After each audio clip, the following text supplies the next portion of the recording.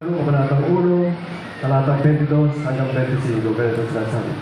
Datapwat maging tagatupad kayo ng salita at huwag tagapaginig lamang na inyong dinadaya ang inyong sarili.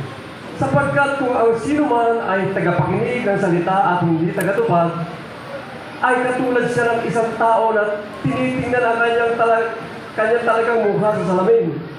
Sapagkat minamasdan niya ang kanyang sarili at siya'y umaalis at pagdaki kanyang nalilimutan kung ano siya.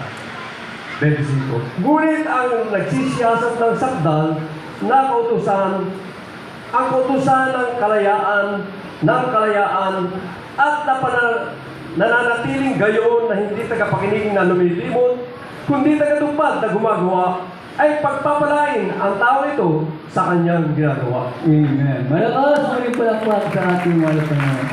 Pagpapalain tayo sa ating ginagawa. Paano tayo pagpapalain palagi sa ating mga ginagawa?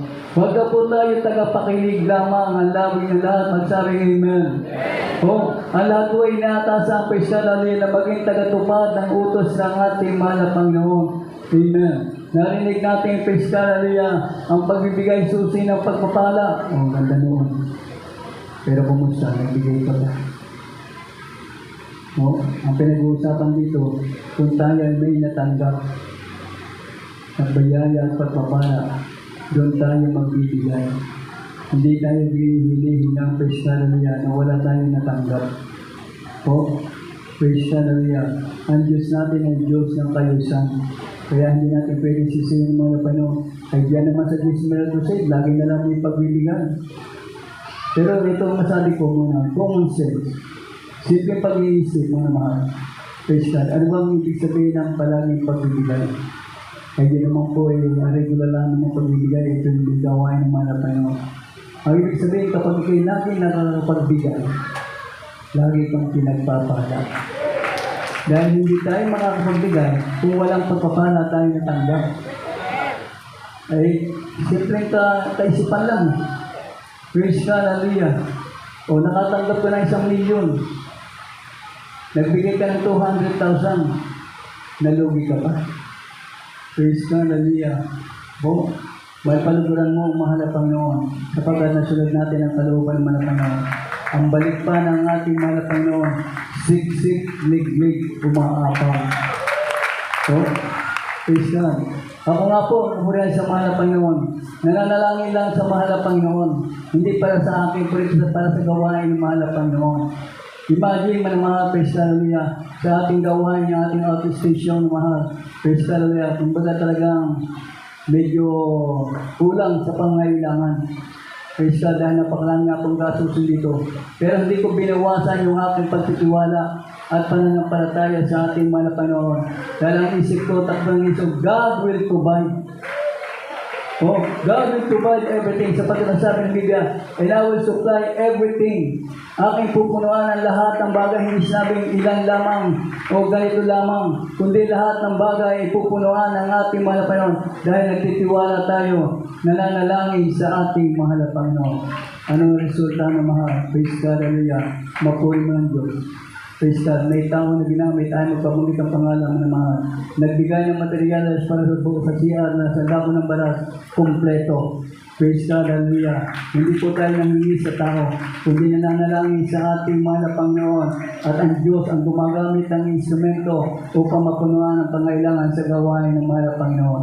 Kaya praise God, kapag ina-apply natin yung mga salita ng Diyos na ating nalaging natutunan, pagpapala ang ating matatanggap sa ating mahal na Panginoon. Malakas muling palakpak sa ating mahal na Panginoon. Everybody say, praise the Lord.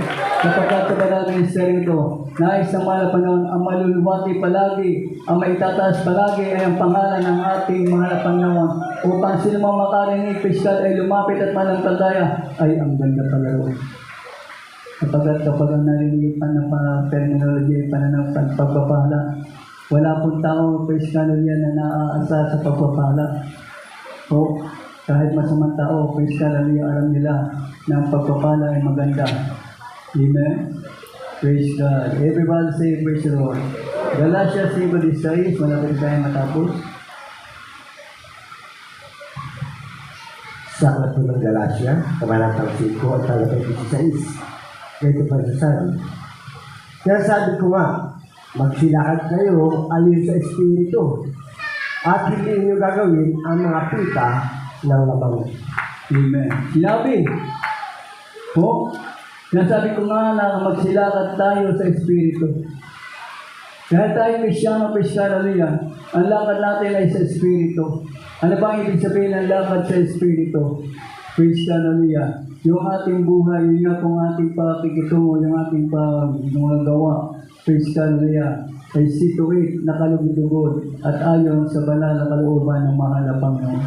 Kapag ikaw yung lumalakad sa Espiritu, Kristyano, hindi ka na nakikiayon sa gawain ng sanlibutan.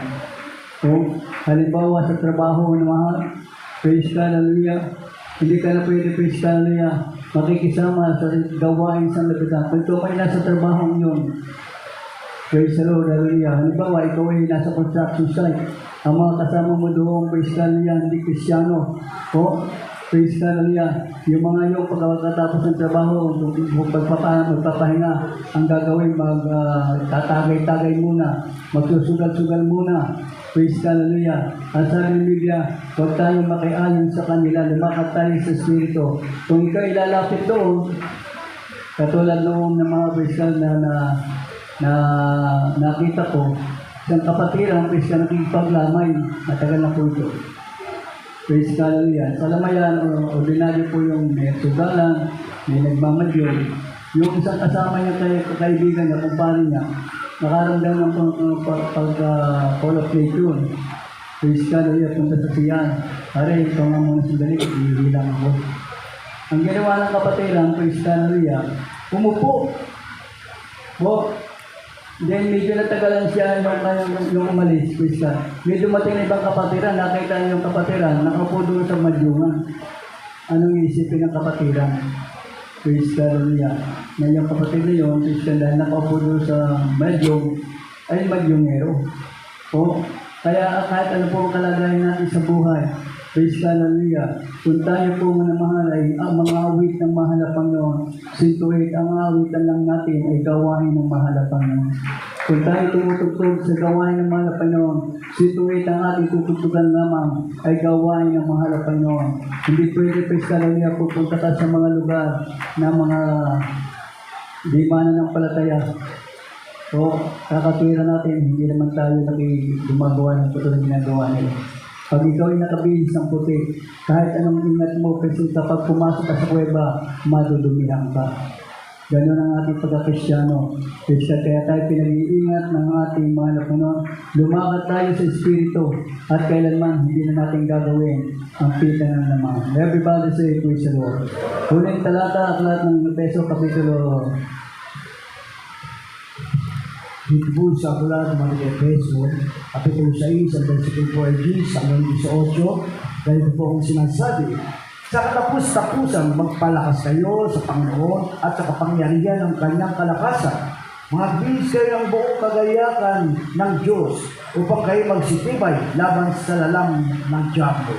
Sapagkat ang ating pakikibagbaka ay hindi laban sa laman at dugo, kundi laban sa mga pamunuan, laban sa mga kapangyarihan, laban sa mga namamahala ng kadiliman ito sa sanlibutan, laban sa mga ukol sa espiritu ng kasamaan sa mga dakong kaitasan. Dahil dito, magsikuha kayo ng buong kagayakan ng Diyos upang kayo magtagal sa araw ng masama. At kung magawa ang lahat ay magsitibay. Magsitibay nga kayo na ang inyong mga baywang ay may bigkis na katotohanan, na may sakbat na balungin ng katuwiran, at ang inyong mga paa ay may pangyapat na panghahanda ng ebanghelyo ng kapayapaan. Bukod dito, ay taglayin ninyo ang kalasag ng pananampalataya na siyang papatay ninyo sa lahat ng naglilingas sa silig ng masama. At magsikuha rin naman kayo ng turbante ng kaligtasan at ng tapat ng Espiritu na siya'y salita ng Diyos, na magsipanalangin kayo sa Espiritu ng lahat ng panalangin at daing sa buong panahon, at magpuyat sa buong katiyagaan at daing patungkol sa lahat ng mga banal. Everybody say praise the Lord. putting the whole armor of God. Parang sundalo na pupunta sa giyera. Kumpleto ang pangangailangan ng kagamitan.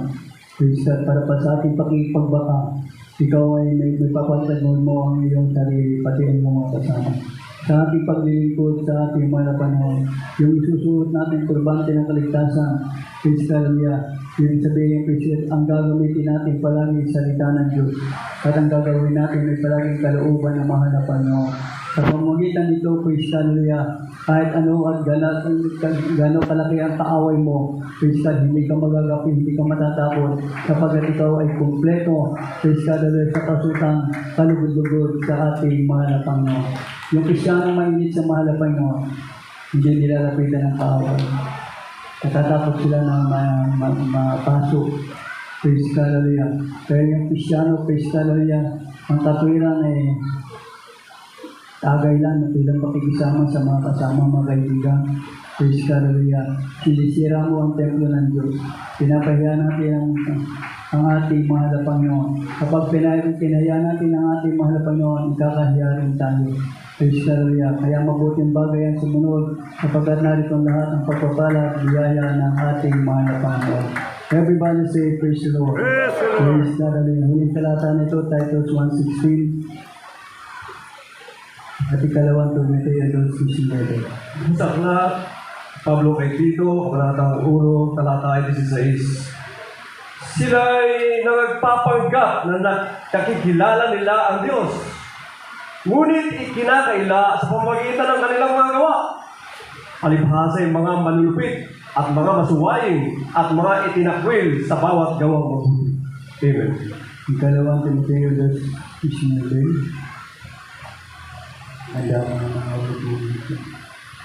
Dalawang Timoteo, ang mayatang ito sa talpay ni Simedo. Ito pa sasabi.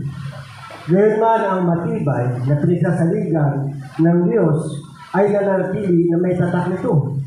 Nakikilala ng Panginoon ang mga kanya at lumayo sa kalikuan. Ang bawat isa na sumasambitla sa pangalan ng Panginoon. Ikalawang Timoteo 2:19. Diyos.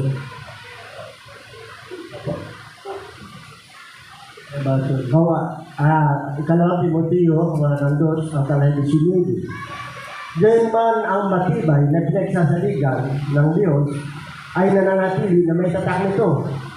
Nakikilala ng Panginoon ang mga kanya at lumayo sa kalikuan. Ang bawat isa na sumasambitla sa pangalan ng Panginoon. Amen.